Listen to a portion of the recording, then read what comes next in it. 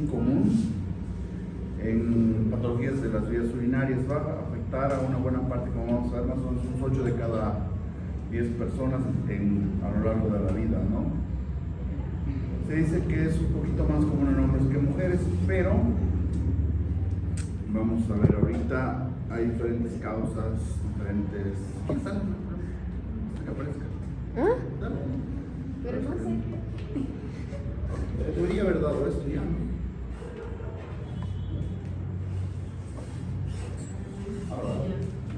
Ya. Entonces, como les decía, ¿no? Más o menos por persona 1 de cada 10 va a desarrollar cálculos urinarios alguna vez en su vida.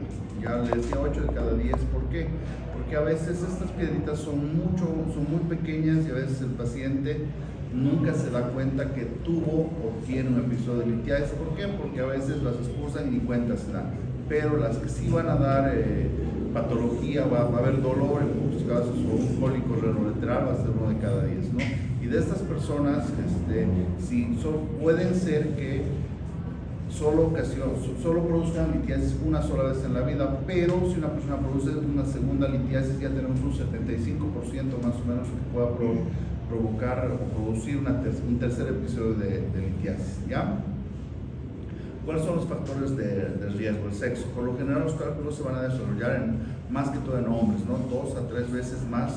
Los hombres son un poco más propensos de desarrollar cálculos que las mujeres, ¿ok?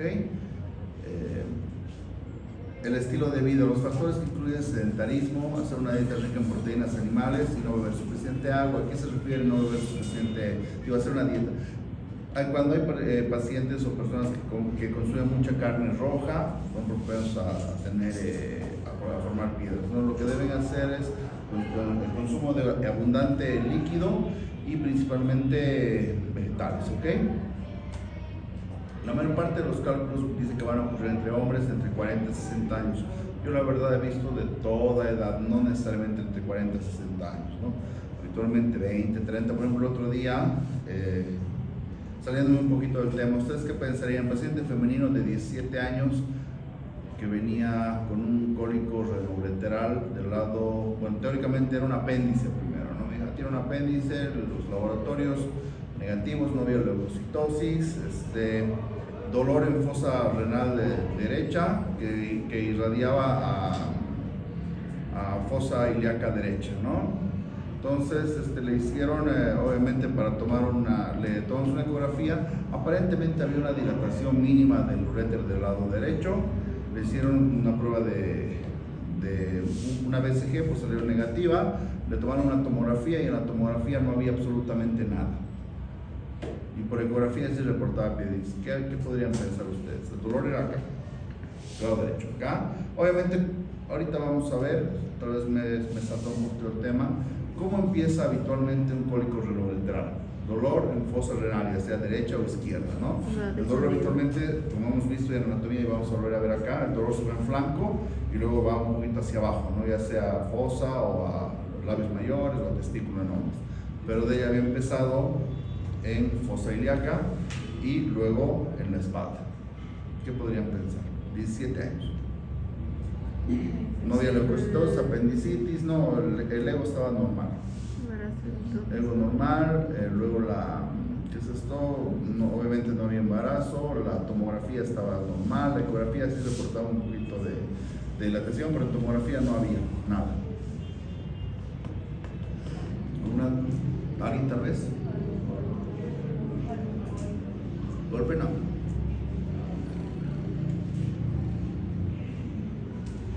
Ovario poliquístico era. Por tomografía se veía que el ovario estaba bien hinchado y poliquístico. Obviamente es la diferencia, ¿no? Habitualmente el cólico siempre te empieza del lado derecho en fosa y se va hacia abajo. Siempre empieza acá. Es muy raro que empiece acá y luego vaya acá. Entonces el punto principal fue abajo, en fosa, y irradiaba hacia ¿qué es esto? Fosa renal, ¿no? Neoción ilíaca, mejor dicho, irradiaba. Un ovario poliquístico, ¿no? No, mujer. Estoy diciendo BCG negativo, o sea, yo no estaba embarazada. No. Mujer. No, mujer. Obviamente, bueno, volviendo al tema, ¿no? Yo pensé que se la íbamos a operar, porque yo también pensé que sí era una piedra, ¿no? Pero la tomografía dijo que no. Entonces, bueno, tenemos también infección crónica de vías urinarias, ¿no? O sea, ¿por qué nos va a dar una infección crónica de vías urinarias? Probablemente haya hecho una estenosis uréter, una estenosis uretero biélica, qué sé yo, algún tipo de estenosis por ahí, ¿no? Y eso hace que la orina obviamente no fluya libremente hacia la vejiga, va a haber algo de esta es urinaria, pues de saber esta es urinaria, formación de, se van a juntar poco a poco las moléculas y va a formar una piedra, ¿no? ¿Dudas hasta acá?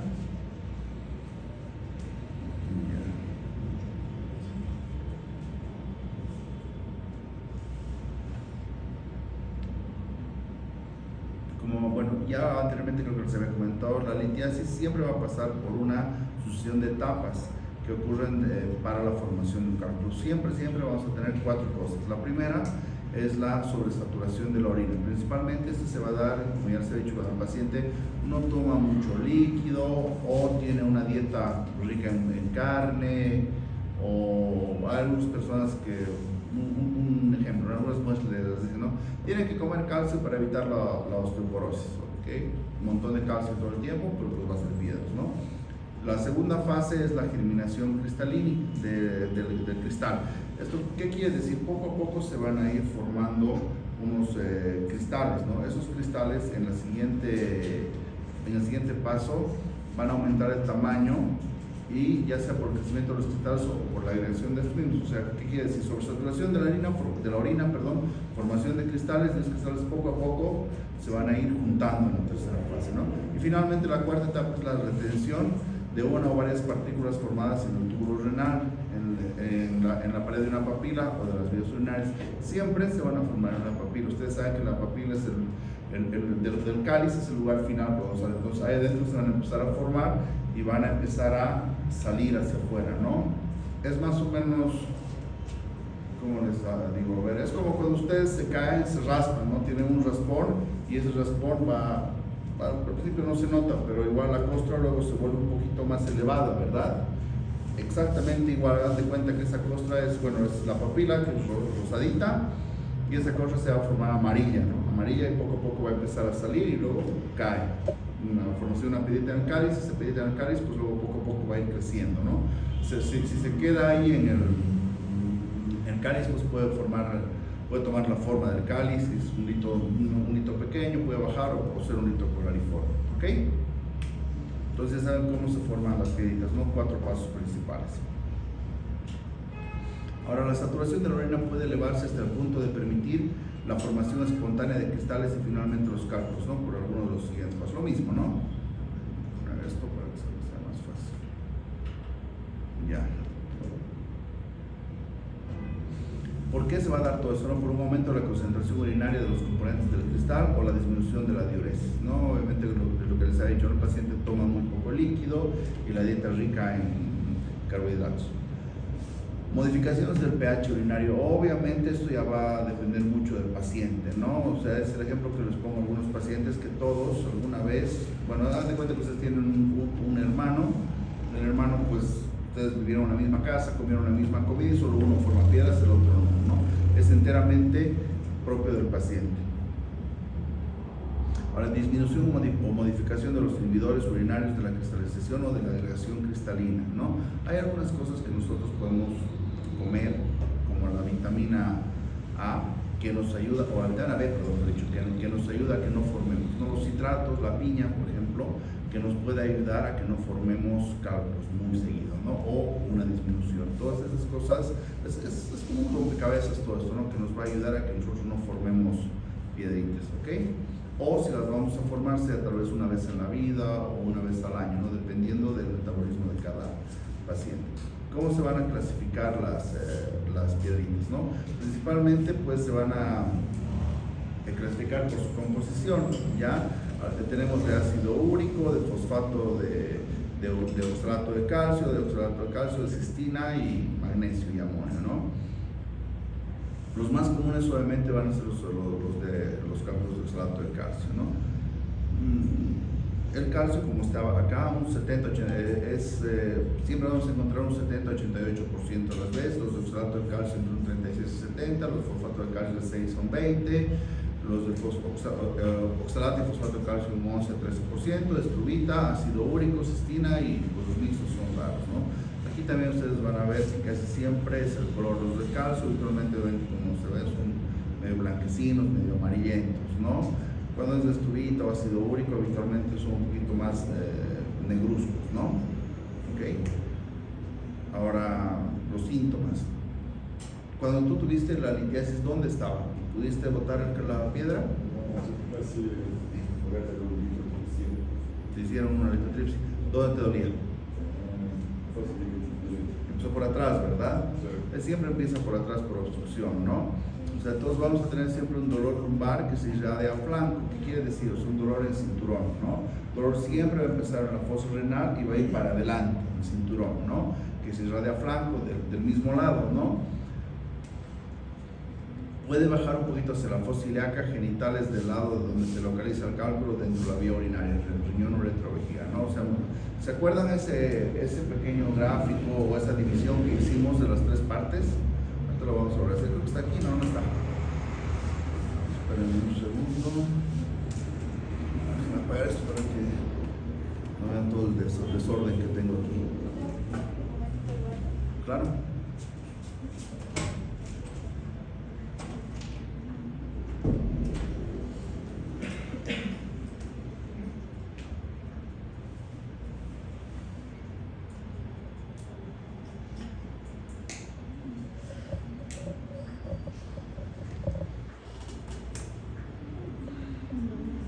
De esta imagen, ¿no? Siempre va a ser el dolor renal y uretral, dolor en la fosa renal, ¿no? Que se va a irradiar a flanco del mismo lado o flanco ipsilateral, de acuerdo a la altura del dolor o a la altura donde se encuentra la piedrita o la obstrucción, va a ir bajando, ¿verdad? Puede llegar incluso, como se había dicho, a los genitales masculinos, ¿ok? Entonces, para eso se acuerdan que teníamos los puntos ureterales. De acuerdo a eso, vamos a habitualmente dividir, ¿no? En una obstrucción en el tercio superior, una obstrucción en el tercio medio o una obstrucción en el tercio inferior, ¿no? ¿Se acuerdan? Bueno, aquí ya se acuerdan dónde, bueno, la cresta ilíaca, ¿qué es? La articulación sacroiliaca y luego de ahí para abajo, ¿no? Hasta la altura hasta el ingreso a la vejiga, ¿ok? Y acá está en la espalda, ¿no? Es punto de doloroso. Habitualmente, incluso aquí se ve, mire, si ustedes ven este sector, si la piedra o litiasis estaría alojada o habría una obstrucción acá, en el tercio superior, obviamente va a doler desde donde esté para arriba, ¿no? Esta va a ser el tercio inferior, obviamente se ve, ¿no? Hasta la cresta ilíaca que les había dicho, ¿no? Es el tercio medio del tercio y de la articulación sacroiliaca inferior, obviamente va a ser el tercio inferior, ¿ya? ¿Se acuerdan los sitios de estenosis que son importantes también? ¿El de la arteria? ¿Perdón? El de la arteria. Es correcto. Eso se da principalmente porque esos lugares son los que va a haber una pequeña estenosis que habitualmente los litos normalmente o en un buen porcentaje se van a impactar, o sea, se van a trancar. Impactar es la palabra correcta, se van a impactar ahí y no van a pasar. Obviamente también mucho depende del tamaño de la piedra, ¿no? ¿Por qué? Porque puede ser una piedra larga, puede pasar, o la piedra puede tener una arista nada más que va a un lado y se traba, ¿no? Ahí se tranca, ¿ok? ¿Se acuerda cuáles eran los puntos? Solo me acuerdo de uno. Fuerte. El de la arteria de ambos, derecha, izquierda, ilíaca. La ilíaca, ¿cuál es ese? El inferior. Medio. Al medio. Ya, no me acuerdo. superior, inferior. ¿Perdón? ¿Cuál es ese? La entrada a la vejiga. Inferior y el superior. En esta parte tiene que estar el superior, ¿no? O sea, ¿cuál sería? Acá, por acá debería estar, ¿no? El superior. La unión de la pelvis con el ureter, la unión pielo-ureteral. Habitualmente esos tres lugares son los probables de obstrucción, ¿ok?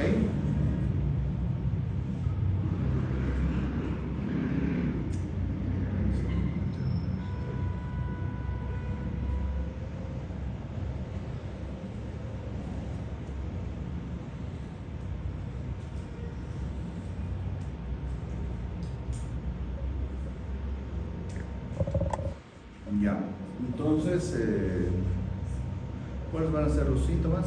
Estábamos en dolor cólico nefrítico, ¿no? El dolor en la región de la espalda.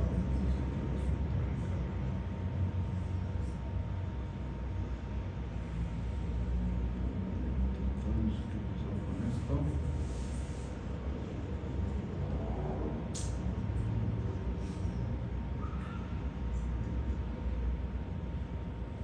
Vamos a ver aquí, bueno, ya. Dolor, el cólico nefrítico, ¿no? El dolor en la región de la espalda siempre va a empezar así, ¿no?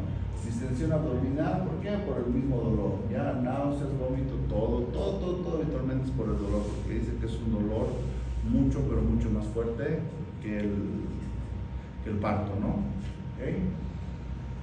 Puede ocasionar episodio paralítico, obviamente por el dolor, como os he dicho, y en ocasiones se acompaña de hematuria. La hematuria siempre se va a dar porque las piedritas van a raspar un poco la pared del uréter, provocando microsangrados, ¿ya?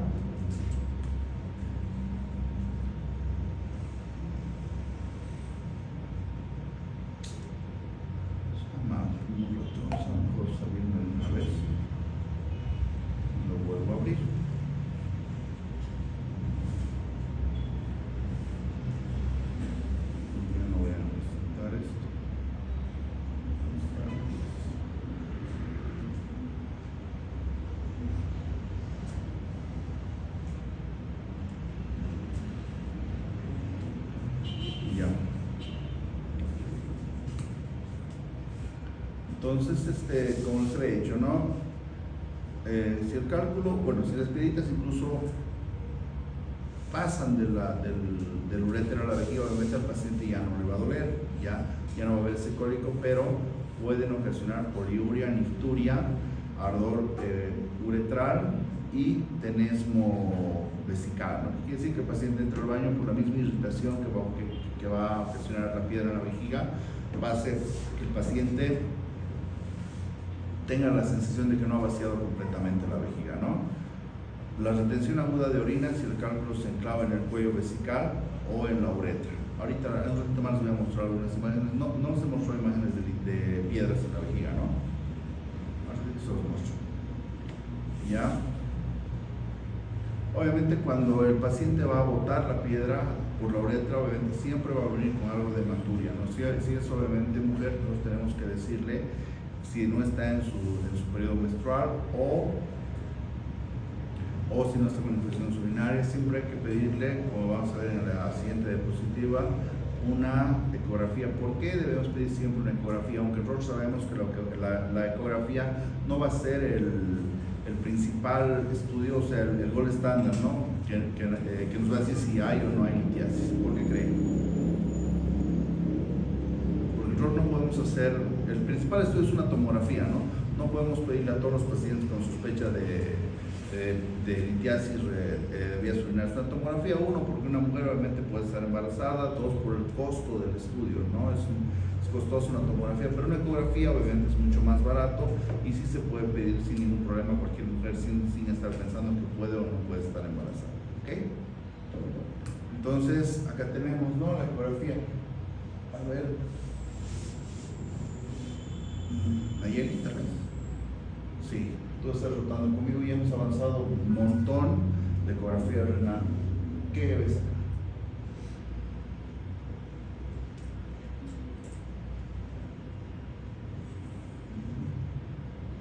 ¿Cómo hemos dicho que se ven las piedras? Bolitos, ¿cómo se ven? ¿Qué es lo más importante en el riñón? ¿Qué? Más fuerte.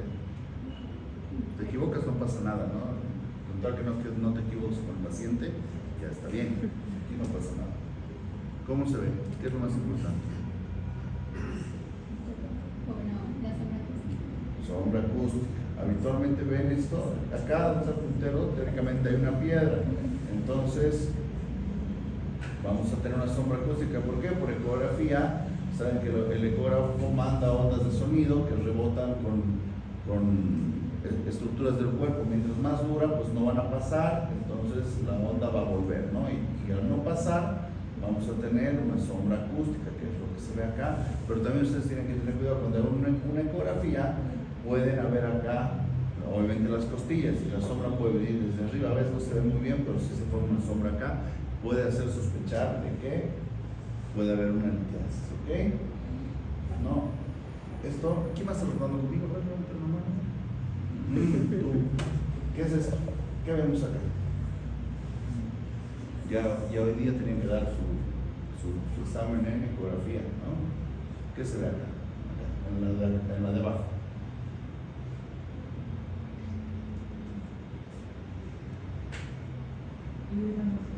Perdón, hidronefrosis, muy bien. ¿Cómo se ve la hidronefrosis? Con aumento del tamaño del parénquima. No, parénquima no. Cáliz. Cáliz, pelvis renal. ¿No? Si ustedes ven, este es un riñón obviamente normal, ¿no? Entonces si quitamos esta piedrita de acá y esta sombra sónica, así normalmente se debería ver un riñón, ¿no? De bordes regulares. Esta parte del centro es el seno y todo lo de afuera sería el parénquima, que es lo que, para que se ubiquen, siempre les digo, la carne, ¿no? El tejido que va a filtrar, ¿ok? Entonces eso es lo que se debería ver, pero si vemos acá, se ve diferente. Miren, aquí se ve exactamente, obviamente están los bordes, este es el parénquima de acá, y la parte del seno renal, donde debería estar la pelvis, que está acá, que aquí no está nada dilatada, pues aquí la vemos bastante dilatada. Probablemente, obviamente no podemos valorar acá el uréter, y bueno, acá dice que hay una piedra acá, ¿ya? Entonces de acá para arriba está dilatado, ¿no? Entonces así habitualmente se va a ver, ¿ya? Pero obviamente algunos ecografistas te dicen hay una pequeña dilatación y te dicen está dilatado. Para que exista una dilatación, esta parte, que es el diámetro más largo, o acá en esta parte, tiene que ser mayor a 1 centímetro. Tenemos dos imágenes acá importantes, un corte transversal, no he puesto acá el corte longitudinal, perdón, ¿no? El corte transversal es donde realmente se ve, ¿no? El corte transversal parece una herradura y se ve bien ahí podemos medir también. Sí o sí tiene que ser mayor a 1 centímetro, ¿ok? Entonces acá una piedra vamos a tener, esta es una piedra no obstructiva, un hito no obstructivo, y este ya sería obstructivo, ¿estamos de acuerdo? Acá la orografía intravenosa, ¿para qué nos serviría este estudio? Obviamente para valorar la permeabilidad. ¿Perdón? Para valorar la permeabilidad. Permeabilidad, pues sí. ¿Qué más? ¿Qué vas a decir? Dime, confianza, no pasa nada, si te equivocas, no pasa nada. ¿Así le vas a responder a tu paciente? Ahora me duele. No. ¿Qué? ¿Sobre qué? ¿Retención? No. O sea, habitualmente, ¿en qué consiste este estudio? ¿No? Se instila en medio de contraste al paciente, ¿no? Entonces, los riñones van a captar, van a concentrar y van a eliminar el medio de contraste. Entonces, al captar y concentrar el medio de contraste, ustedes van a ver o ven que acá se pintan las cavidades, ¿ya? Para pintar las cavidades se toman placas radiográficas al minuto, a los 3 y así, etcétera, ¿no? Entonces, lo que tenemos que ver nosotros son defectos de llenado. Tenemos, haz de cuenta, una piedra acá. Como tú ves acá, aquí se va a ver una mancha negra. ¿Por qué? Porque en medio de contraste, pues ya va a estar la piedra, no va a pasar, ¿entiendes? Se ve una mancha negra. Obviamente es una orografía normal. O a veces puede haber una dilatación también, pero no hay una litiasis. Entonces, ¿qué es lo que vamos a ver? Obviamente este no es, ¿no? Pero no está dilatado, pero vean acá cómo se pierde el uréter. Vemos perdido el uréter, pero aquí va a estar hinchado, ¿no? Entonces, ¿qué decimos que tiene? Ah, no, es una estenosis en el uréter, ¿ya? Todo esto, obviamente, el gol estándar es la tomografía. Bueno, es una radiografía, perdón, la tomografía, ¿no? En una radiografía sí se pueden ver litiasis, pero obviamente no podemos ver una litiasis pequeña. Acá ustedes ven una piedra, más o menos de qué tamaño creen que sea. 4 milímetros. ¿Perdón? 4 milímetros. Esta no creo que sea 4 milímetros. Pues ustedes saben cuánto mide cada vértebra, el cuerpo vertebral. Aquí ustedes tienen la tomografía habitualmente aquí, o la ecografía, perdón. Como ustedes ven acá, hay una medida, son en centímetros. Nosotros podemos, agarran ustedes una hoja, la ponen, le ponen las rayitas en la hoja y luego ya tienen una regla con el tamaño normal. Igual acá en la ecografía puede ser que haya, siempre en alguna imagen hay. En la urografía puede ser que también haya, pero si nos traen una ecografía y que les ha dado flojera poner todas esas cosas, entonces ustedes tienen que saber, cada cuerpo vertebral mide más o menos 3 centímetros. ¿Ya? Entonces, ¿cuánto medirá esto? 2, 1 y medio. 2 por 3, digamos, ¿no? 2 de alto y de largo está un poquito más grande, 2 por 2.5, algo así, está grande, ¿no? Entonces nosotros ya sabemos que es una piedra más, ya tenemos un aproximado, ¿no? Entonces esta tenemos una imagen ¿radio qué? Radio opaco, ¿no? ¿Dónde? Ahí, ¿dónde? No, pero eso es fosiliario, ¿no? ¿Qué?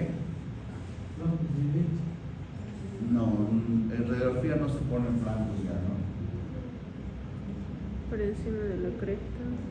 Para mediana, La cresta y derecha, de más o menos 2, 3, 2.5 centímetros. ¿Dónde? A la altura de, aquí está el sacro, ¿no? L5, L4, entre L4, L5, póngase L4, ¿no? Los ya con eso ya le dijeron todo, ¿no? Es una radiografía simple, bla, bla, bla, bla, bla, P, qué sé yo, ¿no? Es en eso donde se ve una imagen radiopaca de tanto por tanto, para mediana del lado, supongo que es el derecho, ¿no es el hígado? Para el derecho, no se ve. derecha. Sí, sí, es Derecha, ¿no? De tanto por tanto, a la altura de, listo. Ya han descrito todo, ¿no? O sea, no necesitan decir nada. Igual acá, ¿no? Esta puede ser en cáliz, en cáliz superior, ¿no? Está más arriba, lo está más o menos por acá, ¿no? Vamos por acá hasta la otra. Tienen estas imágenes, ¿no? Obviamente tienen que tener cuidado cuando vean ustedes imágenes, radiografías, perdón, cuando hay mucho gas intestinal, hay imágenes que se superponen y nos pueden hacer pensar que puede ser una litiasis. ¿Okay? Por ejemplo, miren, siguen muy lejos. Bueno,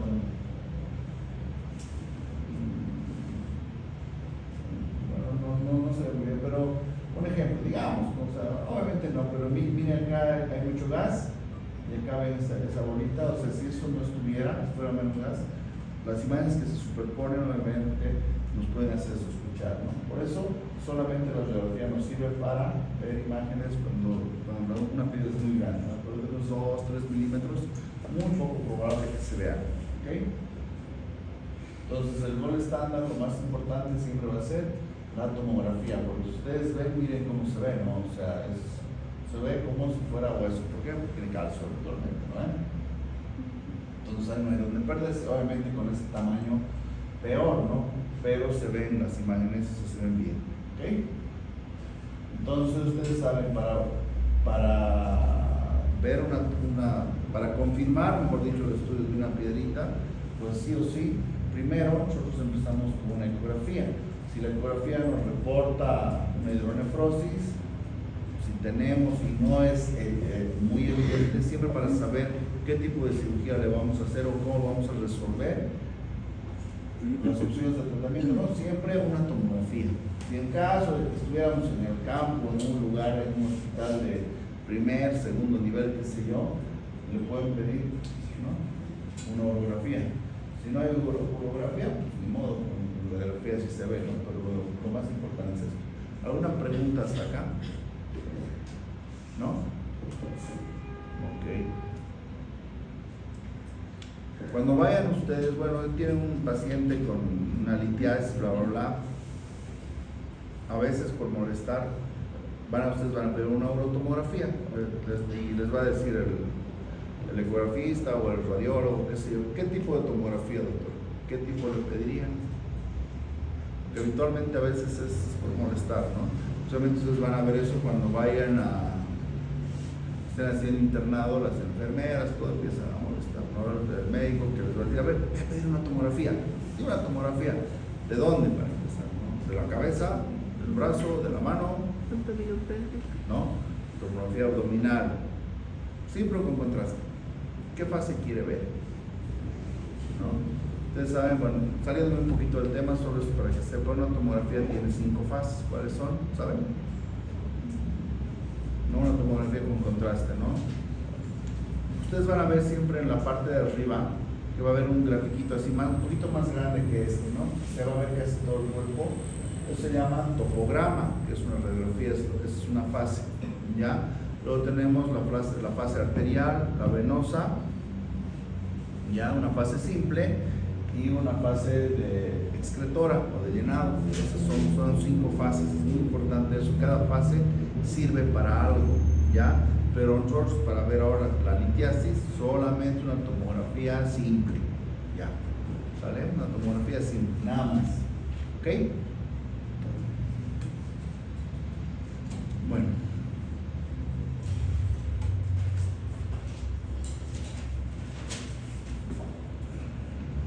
Bueno, dice, generalmente todos los cálculos son visibles en la tomografía, incluyendo aquellos que son radiolúcidos en la radiografía. En algunos no se van a ver, ¿no? Radiografía simple de abdomen, pero obviamente en tomografía sí se pueden ver, ¿no? Principalmente, ¿cuáles no se van a ver en rayos X? Los de matriz ácido, ¿no?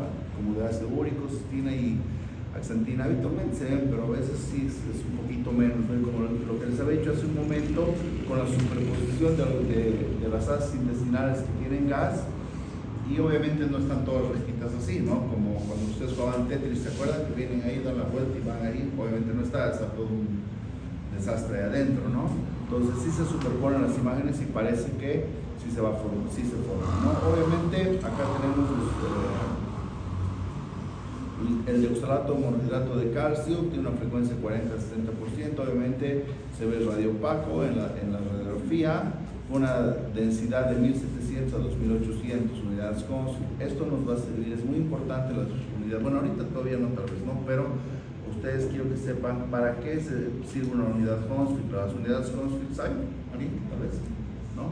La unidad Consfield nos sirve para ver qué tan dura está una piedra, ¿ya? ¿Por qué? Porque a veces podemos entrar a una cirugía y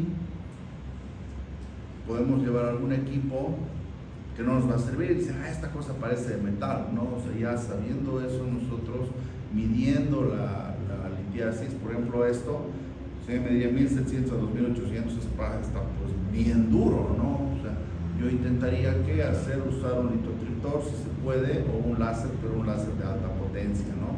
Pero si me dicen, tiene 600 de unidades Consfield, entonces acá es un soplido, se deshace, ¿no? Es muy suave, ¿no? Ya, obviamente, entonces ¿cuál es la etiología? Los trastornos metabólicos, ¿no? Hipercalciuria, oxalaturia, ¿no? Tenemos los de fosfato de calcio, tiene una frecuencia del 20-60%, igual se ve radiopaco. Ustedes ven, este es un poco ya menos dura, ¿no? De 1200 a 1600 unidades Consfield, ¿no? Habitualmente pues no se da por anormalidades metabólicas, sino por la ingesta de algún tipo de alimento, ¿no? Ricos en calcio.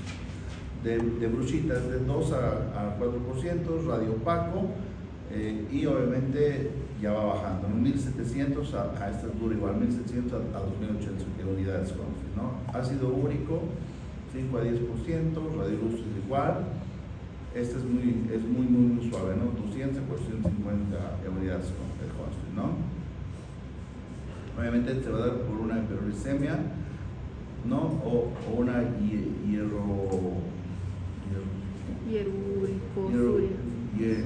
hieruricosuria idiopática, ¿no? Ok, los de Struvita es radiopaco también, obviamente a menos, puede producirse por infecciones urinarias, ¿no? La de cistina Principalmente ellos tienen una moderada opacidad, casi son los que menos se ven. Ustedes ven, esta diapositiva está enfocada a la radiografía para ver cuál no se puede ver, ¿no? Pero obviamente con tomografía todo se ve, ¿no?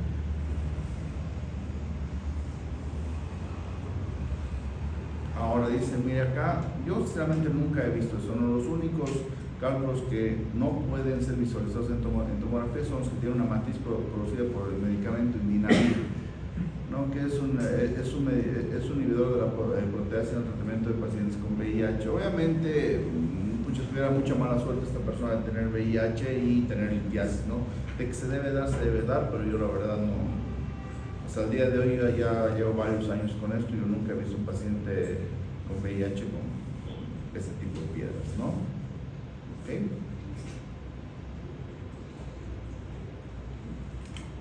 Ahora, ¿cuál va a ser el diagnóstico diferencial de la litiasis? Una pielonefritis. Obviamente la pielonefritis, ¿qué es la característica principal? Obviamente va a haber lo principal, va a haber fiebre, ¿no? El riñón obviamente va a estar doloroso, va a haber una sepsis, o sea, una infección que puede ser una emergencia. Obviamente, si nosotros, aparte de que tenga una pielonefritis, tenemos una obstrucción, sí o sí tenemos que darle, o pedirle, mejor dicho, estudios de gabinete, ¿no? Para ver si está o no está obstruido. Algo que la mayor parte de los pacientes es con dolor musculoesquelético, ¿no? Tiene su lumbalgia por etc motivos, por mala postura, por el trabajo, porque se fueron a bailar y estuvo haciendo frío, qué sé yo, ¿no? Entonces el paciente viene y dice, me duele el riñón, y obviamente no es renal, no es muscular, no. Ustedes tocan la espalda y tienen una contractura muy grande, ¿no? La apendicitis,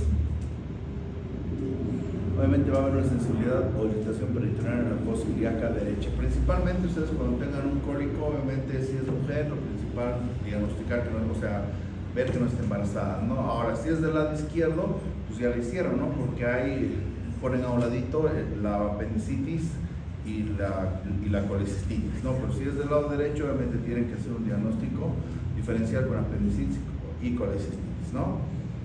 Ahora, obviamente, si es una colecistitis, obviamente, pues va a empeorar con el consumo de grasas, ¿no? Pero obviamente no lo pueden decir a un paciente, va a comer grasas y si te duele más, pues vuelves, ¿no? Obviamente, para eso una ecografía, para eso le hacen diferentes estudios, ¿no?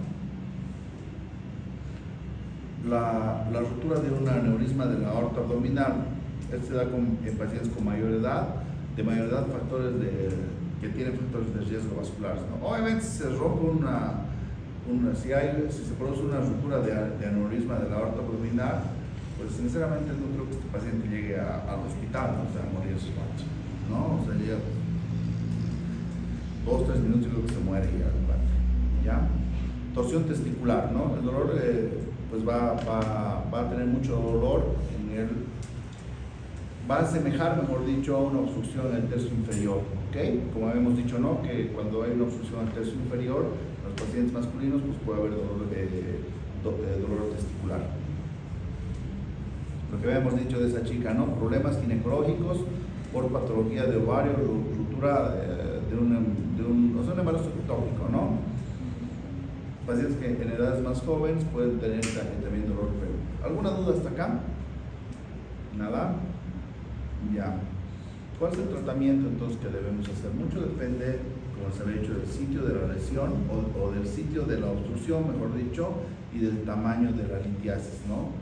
Para realizar el correcto tratamiento de la litiasis urinaria es necesario considerar los siguientes principios. El sitio es muy importante, no es lo mismo tener una piedra en esta parte, como ven acá, que tener una piedra que ya esté saliendo a la vejiga. El número, ¿no? Tenemos que valorar cuántas piedras son. Por ahí tenemos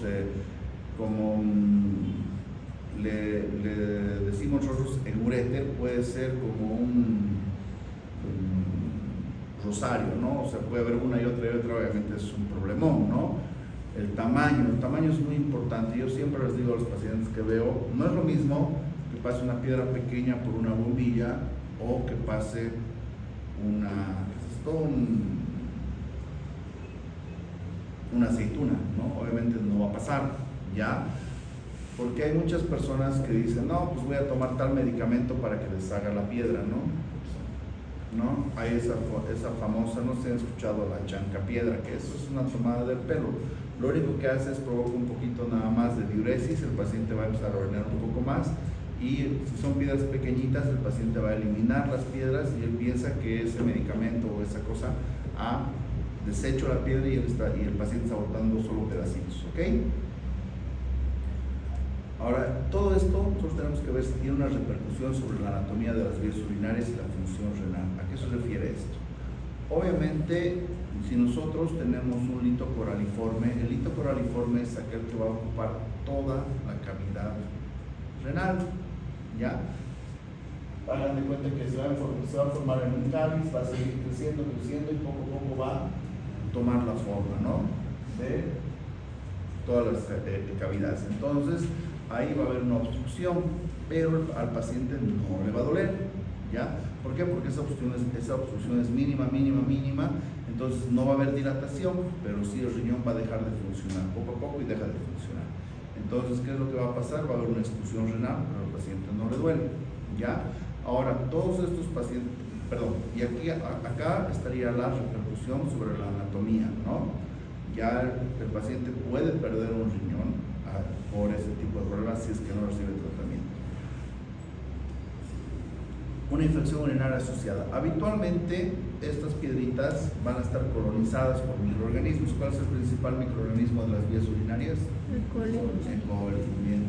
Habitualmente va a venir cuando no son obstructivas, tal vez están acá dentro del riñón nada más, obviamente al paciente no le duele, pero viene, doctor, tengo infección urinaria, le dan su respectivo antibiótico, le piden su cultivo, qué sé yo, les va a salir sensible a E. coli. Si le dan su antibiótico a la semana o después de que se haga el control, ya no tiene infección. El paciente dice, ya no tengo nada, pero al tiempito, que se un mes, 2 meses, no sé, ¿no?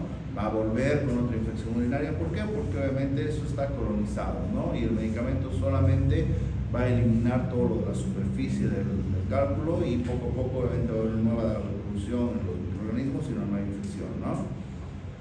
Complicaciones asociadas. ¿Qué puede ser una complicación asociada? ¿Nada? Les había hablado de un paciente que tenía como 20 y algo años y era albañil, ¿no? Bueno, ese tiempo tenía un paciente de 20 y tantos años, 22, 24, creo que tenía, no me acuerdo. La cosa es que era albañil, le dolía, tenía un dolor en la espalda, obviamente tenía que trabajar, ¿no? Y se fue a Chile. Se fue a Chile, a los 2 años vuelve, ya no le dolía, todo normal. No, me dolía ese tiempo, pero ya no me duele, pero sí tengo infecciones urinarias. Entonces, ¿qué podía haber pasado? ¿Nada? ¿Alguna sospecha tal vez?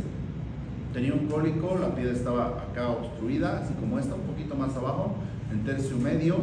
Obviamente al principio le dolía, el riñón se extendió, pero luego ya no le dolía. Entonces, se va a apagar esto. Entonces, poco a poco, cuando pasa el tiempo, el riñón, o sea, al principio se distiende, ¿no? Luego, poco a poco, por linfáticos, etcétera, el organismo intenta compensar eso, intenta retirar el líquido que está obstruyendo, o sea, en este caso la orina, ¿no? Que está dilatando, pero cuando se ve ya, o sea, ve que no puede hacer nada más, el riñón poco a poco deja de funcionar, el parénquima se vuelve más delgadito, ¿no? Entonces ya no funciona, no hay dilatación, no funciona, ya no hay dolor y el riñón ya no sirve, ¿no? Y obviamente sigue filtrando un poco de orina. ¿Hemos hecho gamagrama con ustedes? ¿Renal? ¿No? No, entonces, para estos pacientes lo que debemos hacer cuando veamos un parénquima muy delgado es pedirle un gamagrama. ¿Por qué? Porque, digamos, nosotros le decimos, oye, tu riñón ya no sirve, hay que quitarlo. Perfecto. Se lo quitamos y el paciente puede decir, oiga, doctor, ¿por qué me quitó el riñón? Ese riñón servía todavía. No, pero poquito, ¿no? Pero servía, pero poquito, no, pero ese poquito me servía. Entonces ahí está un problemón, puede haber un juicio ahí, que es lo que hay que hacer. El gamagrama nos dice exactamente el porcentaje de función de ese riñón, ¿no?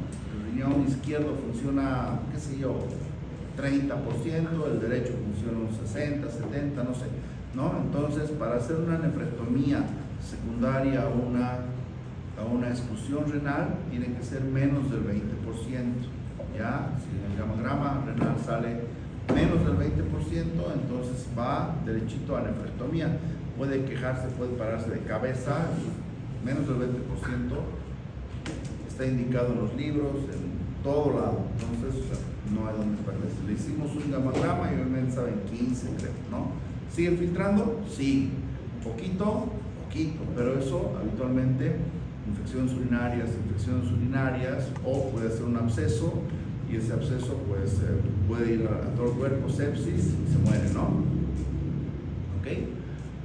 Presencia o no de obstrucción congénita o adquirida de las vías urinarias, además de la presencia aquí me comienzo, ¿no? O sea, además de la presencia tal vez de anomalías anatómicas, ¿no? ¿Qué quiere decir esto? Habitualmente, si nosotros tenemos una piedra, hagan de cuenta que ustedes ¿han escuchado hablar del doble sistema colector?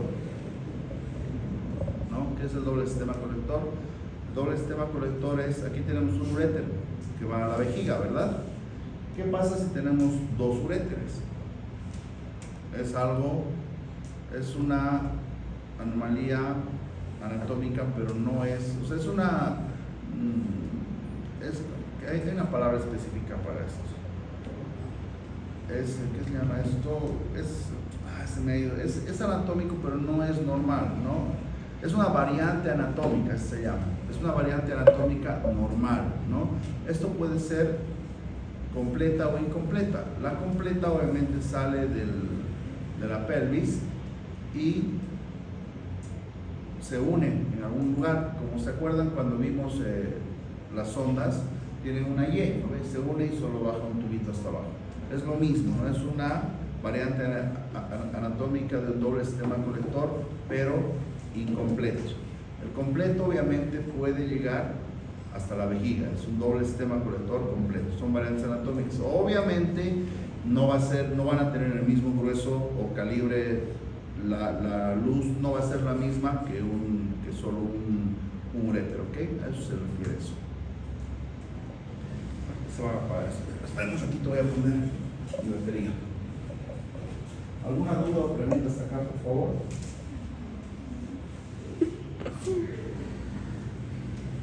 Si no me pregunta, yo no os voy a preguntar. Así funciona, así van a preguntar.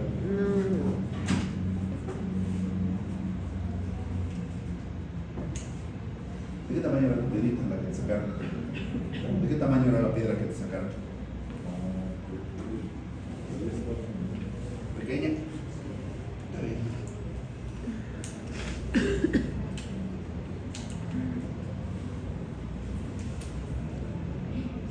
Se apagó.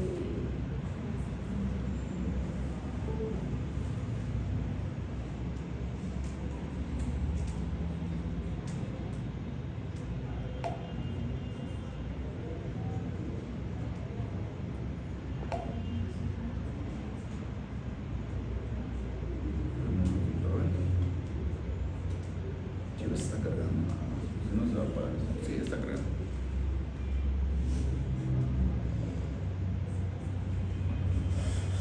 Ya.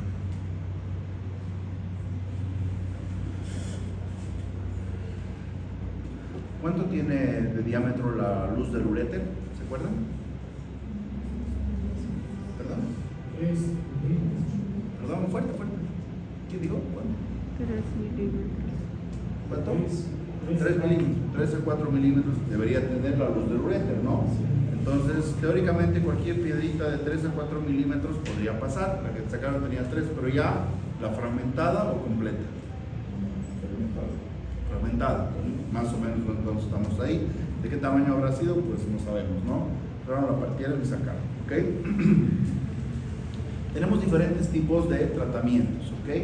La litotripsia extracorpórea o litotripsia por ondas de choque, ¿no? ¿Esta a qué se refiere? Es acá, como ustedes ven, nosotros podemos tener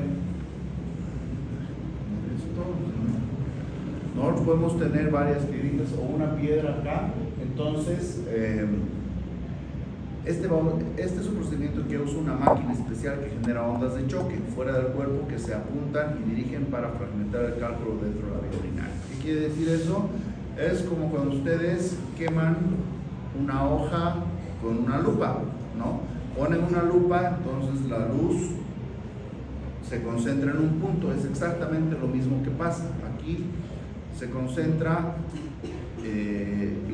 esas ondas que se generan se concentran en un punto exactamente igual, ¿no? Se pone, es como un gel, como una bola que se pone en el costado del paciente. Se puede dirigir por ecografía o por rayos X, ¿no? Entonces la dirigimos y esta va a ir dando pulsos, ¿no? Como golpes.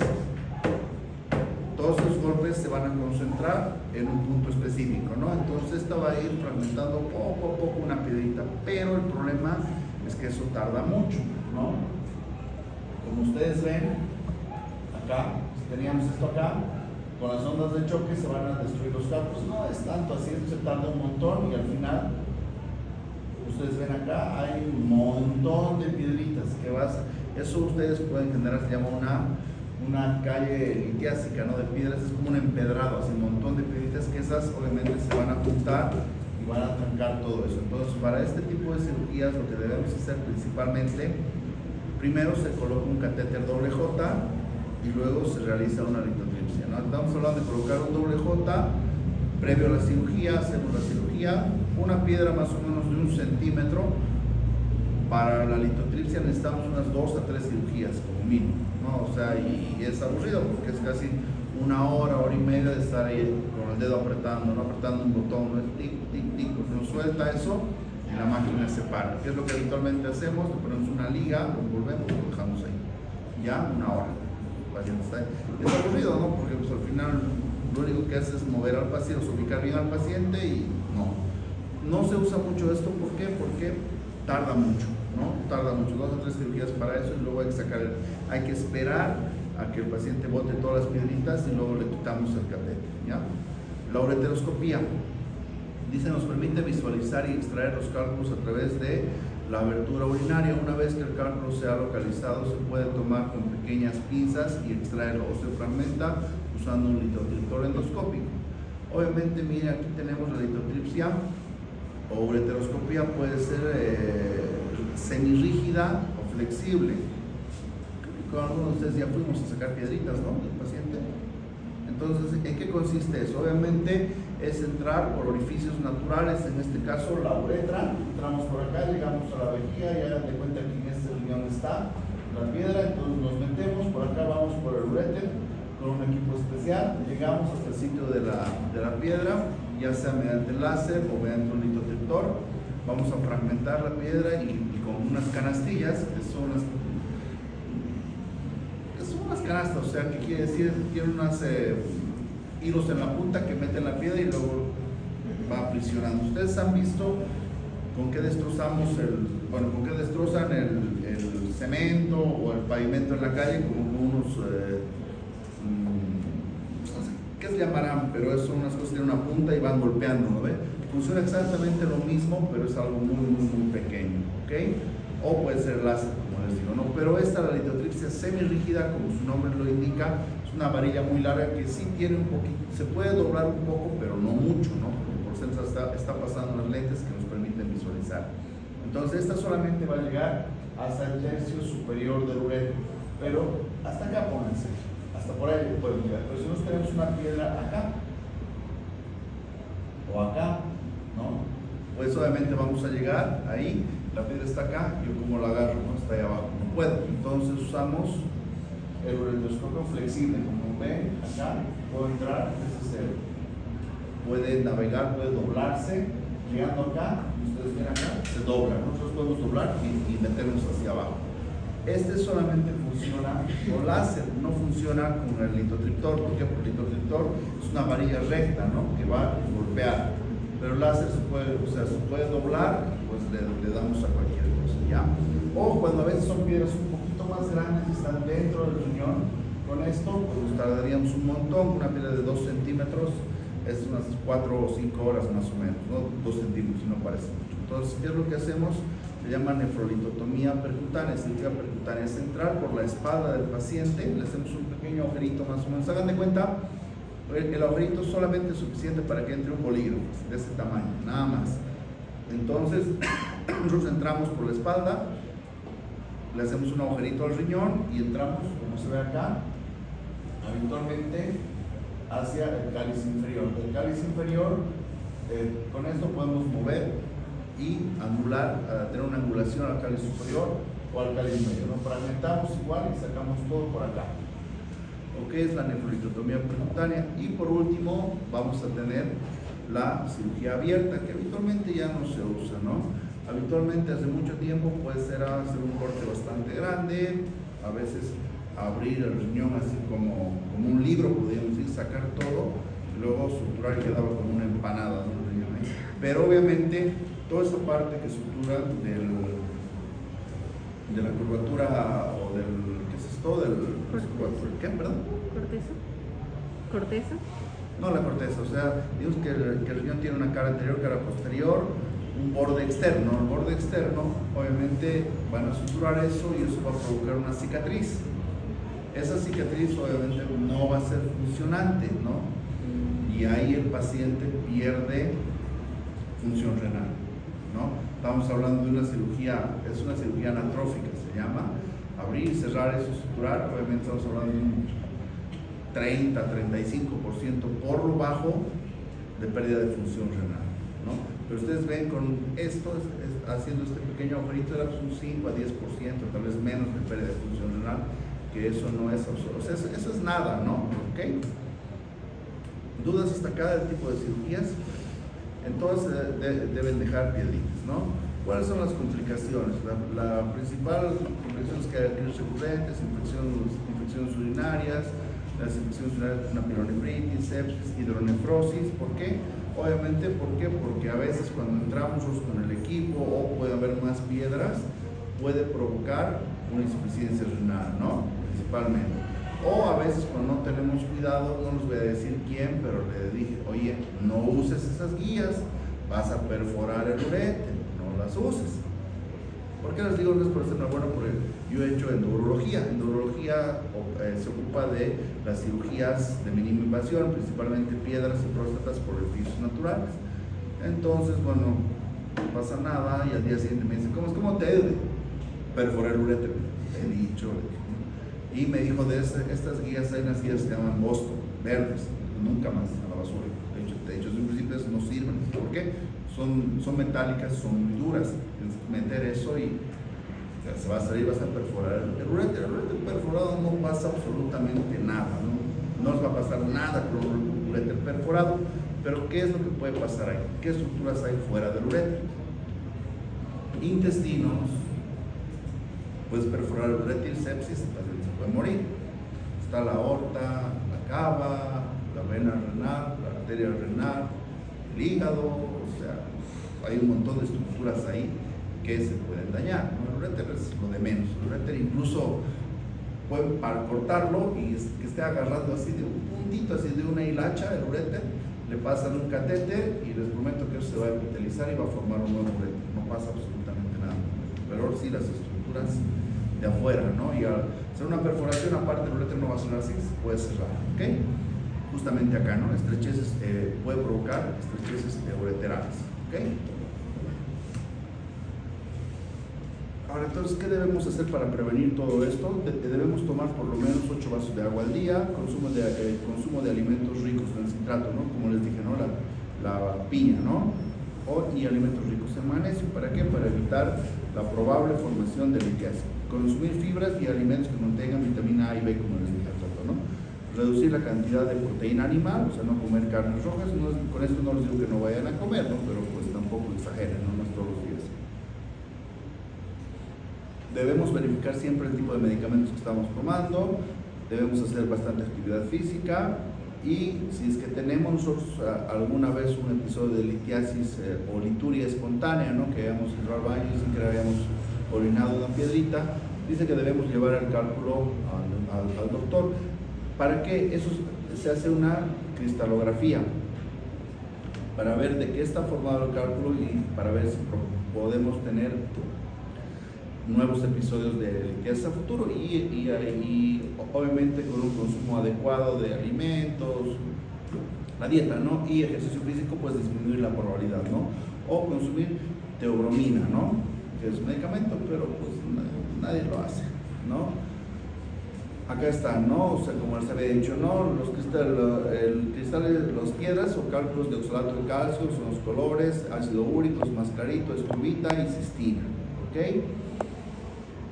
Lo mismo que se ha dicho, no consumir alimentos, consumir alimentos ricos en vitamina A y B, etcétera. Es un pequeño resumen, ¿ok? ¿Alguna duda que tengan hasta acá? ¿Nada? Es un tema muy sencillo, pero aparte es muy importante, ¿ok? ¿Dudas, preguntas? ¿Nada? ¿Seguro? Ya. ¿Cuál es el cálculo más común? Calcio cuál es. No. Sí. Ya, está fácil. Solamente ustedes lo que tienen que saber es dónde duele, cómo duele, qué hay que hacer, ¿ok? Ya pues. Creo que son las 8, ¿no? Sí. Muchachos. Perfecto.